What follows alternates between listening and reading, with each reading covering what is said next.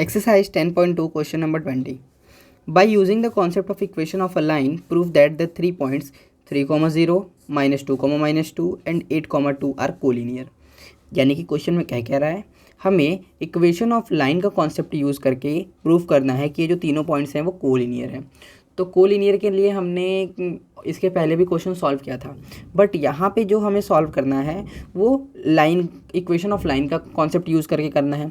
तो देखिए, अगर ये कोई भी तीन पॉइंट्स को कोलिनियर होने का पहले तो मतलब क्या होता है कि अगर कोई तीन पॉइंट्स कुछ इस तरीके से हैं A, B, C, तो यानी कि इस लाइन का जो भी इक्वेशन होगा, देखिए अगर हम ऐसा मान लेते हैं कि ये दो पॉइंट्स हमें गिवन है, ठीक है, पहला ये x1 y1, तो दूसरे पॉइंट का जो कोऑर्डिनेट दिया हुआ है वो x2 y2 ऐसा दिया हुआ है, तो हम इससे इक्वेशन ऑफ लाइन फाइंड कर सकते हैं।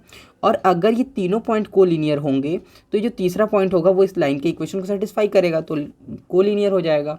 इन द सेंस मतलब हम इसको कुछ इस तरीके से समझ सकते हैं, क्योंकि देखिए ये तीनों पॉइंट जो है वो कोलिनियर है मतलब एक ही लाइन पे लाई करेंगे।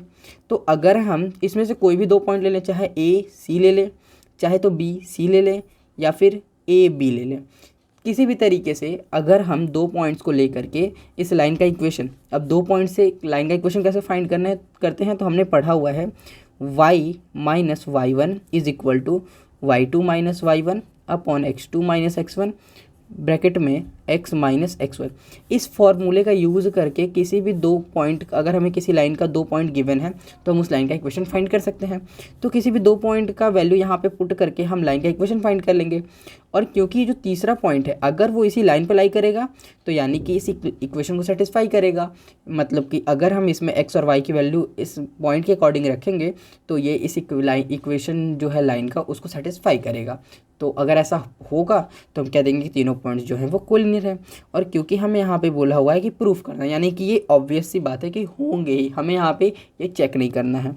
तो ऐसे क्वेश्चंस में ये होते हैं कोलिनियर, ठीक है। तो देखिए क्या करेंगे, हम लिख सकते हैं इक्वेशन ऑफ लाइन पासिंग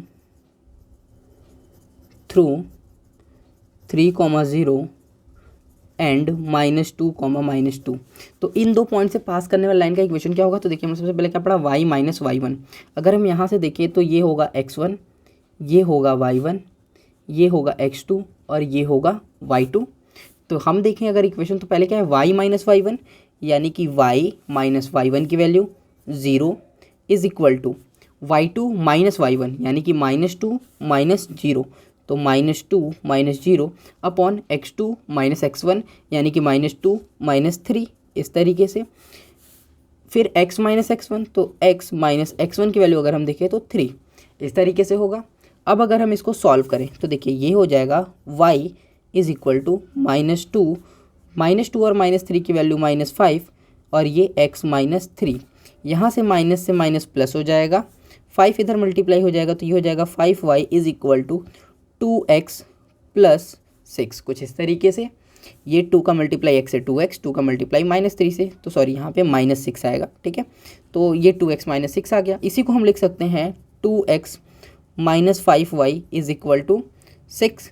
देखिए इस 5y को हमने इधर भेजा तो ये नेगेटिव हो गया, और इस 6 को हमने इस साइड भेज दिया तो ये पॉजिटिव हो गया। तो हम इस इक्वेशन को ऐसा लिख सकते हैं।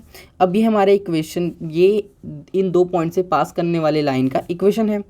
अब क्योंकि तीसरा पॉइंट जो है वो कोलिनियर है, तो नाउ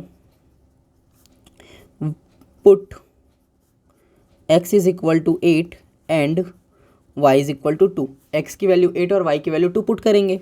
तो देखिए हम LHS टेक करेंगे, तो ये हो जाएगा 2 इंटू एक्स की वैल्यू 8 माइनस 5 इंटू वाई की वैल्यू 2, तो 2 8 जा 16 माइनस 5 2 जा 10, 16 में से 10 माइनस करेंगे तो ये आ जाएगा 6। और अगर हम देखें तो यही तो हमारा RHS भी है, तो हमारा LHS जो है वो RHS के इक्वल आ गया। यहाँ से लिख सकते हैं RHS is equal to LHS, यानी कि हम कह सकते हैं दस the given 3 points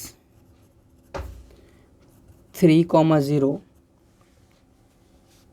-2, -2 and 8, 2 are co linear. तो इस तरीके से ये क्वेश्चन हमारा सॉल्व हो चुका है। आई होप कि आपको ये समझ में आया होगा। किसी स्टेप में डाउट हो कमेंट करके आप पूछ सकते हैं। वीडियो अच्छी लगी हो तो वीडियो को लाइक कीजिएगा, चैनल पर नए तो चैनल को सब्सक्राइब कीजिएगा।